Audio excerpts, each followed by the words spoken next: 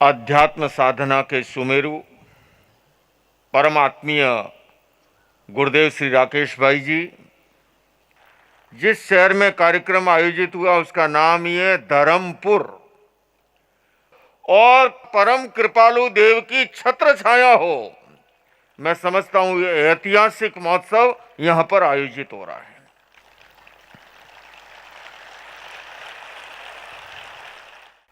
उन्नीसवीं शताब्दी में ऐसे तीन विशिष्ट महान पुरुष, जिन्होंने बहुत छोटी सी उम्र के अंदर न केवल भारतीय संस्कृति को बल्कि विश्व की समूची आध्यात्मिक संस्कृति को अपने व्यक्तित्व और कर्तृत्व से प्रभावित करके गए, उसमें अगर कोई सिरमौर है वह श्रीमद रायचंद्र जी हैं। दूसरा व्यक्तित्व स्वामी विवेकानंद जी, और तीसरा है वीरचंद राघव जी गांधी। जैन दर्शन में सम्यक दर्शन को सर्वाधिक महत्व मिला है। तत्वार सूत्र का तो पहला श्लोक ही है, सम्यक दर्शन ज्ञान चरित्राणि मोक्ष मार्ग है। आंख तो फिर भी कोई दे देता है, किंतु दृष्टि देना यह सबसे दुर्लभ बात होती है। और श्रीमद रायचंद्र जी ने सबसे बड़ा काम किया, उन्होंने हमें सम्यक दर्शन का रास्ता दिया। श्रीमद रायचंद्र कहते हैं कि घर परिवार में रहते हुए भी भीतर की अगर हमारी आंख जागरूक है तो हर कार्य को करते हुए भी हम प्रतिक्षण मुक्ति के मार्ग के नजदीक हो सकते हैं। जे समदृष्टि जीवड़ा कटे कुटुंब प्रतिपाल, अंतरंग न्यारा रहे जो दाए खिलावे बाल।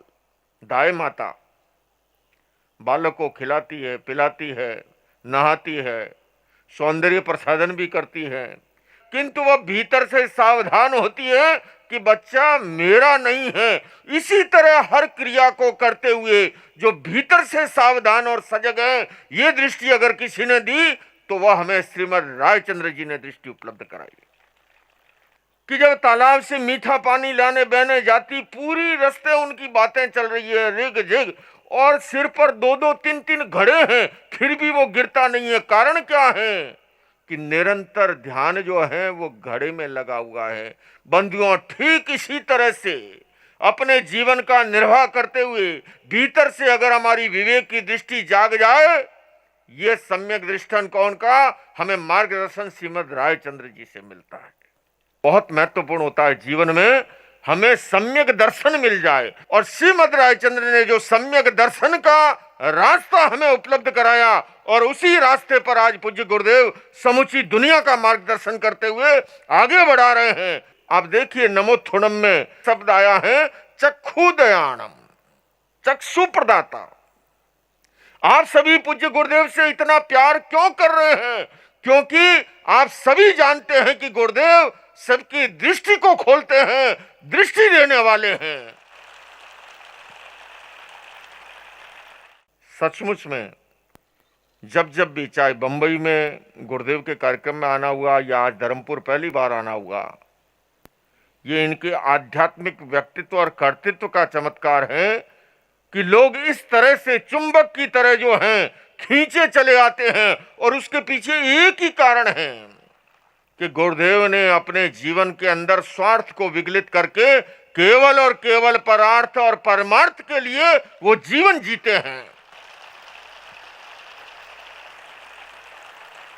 जिनके कारण से आज विदेशों के अंदर जैन धर्म न केवल जीवित हैं, बल्कि अमेरिका जैसे देश में जैन समाज की आवाज व्हाइट हाउस में भी सुनाई देती है, यूनाइटेड नेशंस में भी सुनाई देती है। उसके पीछे आप जैसों की तपस्या है।